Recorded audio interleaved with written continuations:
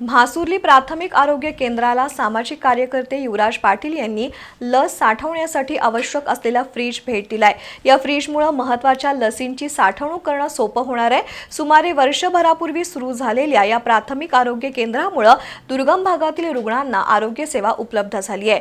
मात्र सर्पदंश, रेबीज तसंच इतर आवश्यक लसी सुरक्षित ठेवण्यासाठी फ्रीजची सुविधा नसल्यानं रुग्णांना 25 ते 30 किलोमीटर दूर जाऊन उपचार घ्यावे लागत होते।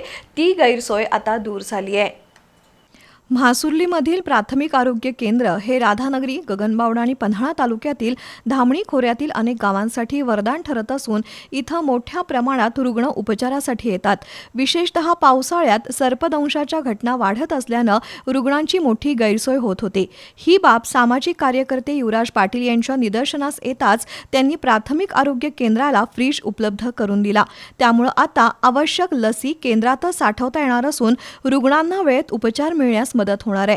यापूर्वीही युवराज पाटील यांनी विविध सामाजिक उपक्रम राबवून समाजाप्रती आपली बांधिलकी जपली आहे।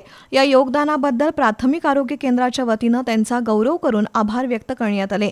यावेळी वैद्यकीय अधिकारी डॉक्टर अश्विन कुमार सिंग, सहाय्यक वैद्यकीय अधिकारी विलास जाधव, श्रेयस तारे, विनोद पवार, ऋषिकेश रेपे, आनंदा पाटील, सदाशिव कांबळे, युवराज भित्तम, तुकाराम कांबळे, रामचंद्र जाधव यांच्यासह आरोग्य कर्मचारी आणि आशा स्वयंसेविका उपस्थित होत्या।